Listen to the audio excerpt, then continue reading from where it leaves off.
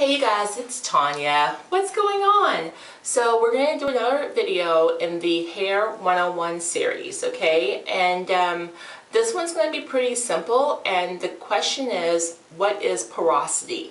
Now, if you go on my channel and you do a search with the word porosity, there's a video that I did with Narika D, I guess about 2 or 3 years ago. It talks about porosity very well, and it also shows you how to test your hair to determine your porosity. So I won't get into that, okay? We're going to move on from that, but we're going to have a really core discussion on porosity and why you need to know what your hair porosity is and how this affects you and your hair growth. So porosity is the amount of moisture your hair takes in, okay? Now, if you guys recall back in your middle school or high school days, I think it was middle school, you learned about the word saturation.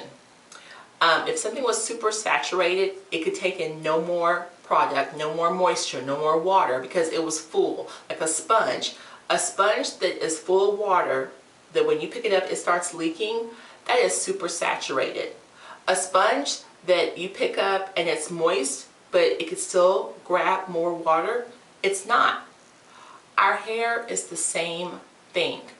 Due to our genetic mixture that we get from both sides of our parents, all those histories, all those different DNA strands and trees come together to form you. And all of those people and their history and their DNA determine how your hair is going to be. I have very high porosity hair. What that means is I could use this whole entire jar of deep conditioner and my hair would still want more product. Like it would just absorb it and absorb it, and it does.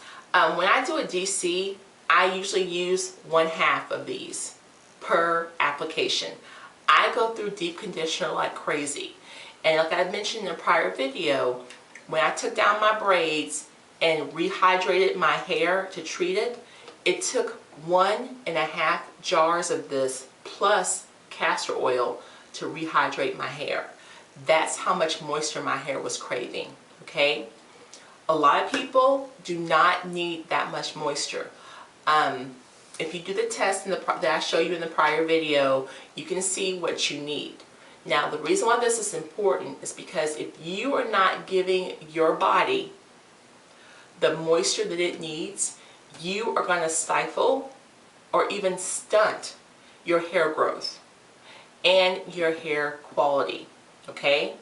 You should be drinking at least, and I don't really know the full rules of it because it's like there's a formula for how much water you should drink a day, but it's basically, we know that we're supposed to be 8 glasses, but it's more than that. Like if you do 64 ounces, depending on the size, on your height and your weight, it may not be enough.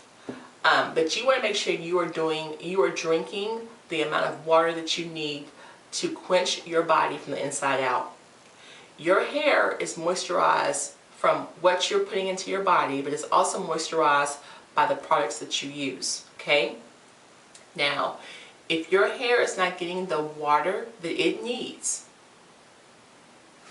so this right here, the first ingredient, if you can see that, is water. The second ingredient is raw honey. You want to use products where the first ingredient is water, so that way you are helping to add moisture back into your hair. And then you want to make sure that you're sealing that moisture with some kind of oil. And again, depending on your hair type, that's going to depend on how heavy of an oil you use. Some of my cousins' daughters, they use grapeseed oil because it's very, very light. My hair would laugh at grapeseed oil. My hair needs to use heavy, thick butters to lock in that moisture. Anything else, it just doesn't work. So you want to determine your porosity and then make sure you're using products that support hair growth for you and hair quality of life also. What that means is, if you have low porosity hair, you still want to make sure you're drinking a lot of water, but you don't need to put a half a jar of deep conditioner on your head because you're wasting your money. Your hair won't absorb it.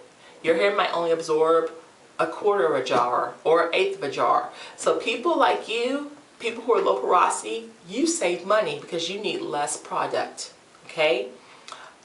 People who are medium porosity, okay, you might need to use a half to a fourth of a product. And I keep using this because it's just close to me. I was doing this using this in the prior video. But you want to gauge how much you need. If when you put on product, like say you're doing a 2-strand twist and it's just like full of product and your hair is not absorbing it, well then you don't need all that. Next time, use half of what you use and see how it is. If you see white or whatever color the product is all over your hair and you're like this literally wringing out product, you're using way too much. You don't need that. Also, make sure you're using ingredients that allow your hair to absorb water and to absorb moisture. If you are using products that are covered with, if the first, well even the last, if the ingredients are like dimethicone or silicone or any kind of thing ending in cones, those things are blocking. They're like, how can I say this? Okay, so here's a lipstick pencil, all right? And inside, in the middle, is actually the what would you call it, the lead? But it's the lipstick, my liner. Around the liner is protected by this casement, which is the lipstick pencil. So let's imagine that this is our hair and this pencil is silicone. As you can see, that cone is protecting this hair from being damaged, okay? But it's also blocking it. So I can't access this, only at the top, because here it's all coated. So just like with your hair, silicone coats your strands and blocks everything from coming into those contact with the strands. So if you have a silicone product over your hair, it's going to block that moisture and it's basically going to smother your hair from the outside in.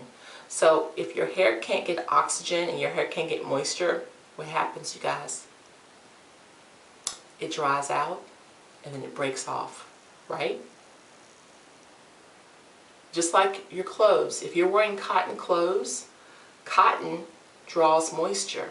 So if your hair is touching your cotton shirt, it's pulling out that moisture, which makes it more prone to breakage. Which is why you see people who wear t-shirts and you'll see a lot of their black hair broken off onto the back of their shirts because that moisture has been pulled out, which made it more susceptible to breakage. So again, porosity is very important for you knowing what it takes to keep your hair healthy from the inside out, from the root all the way to the ends.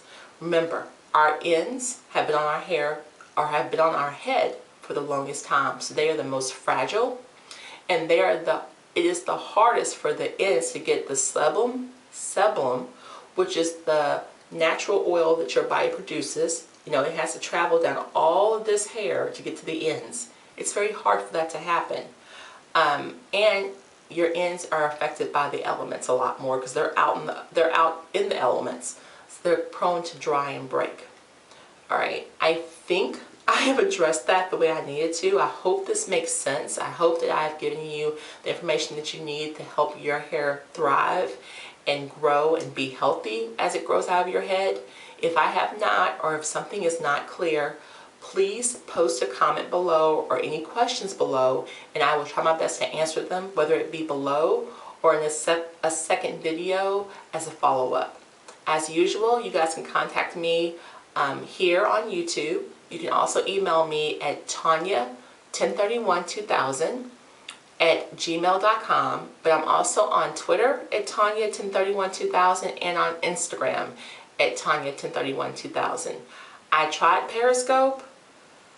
I don't know, you guys, that's just a lot of work. And I tried Snapchat.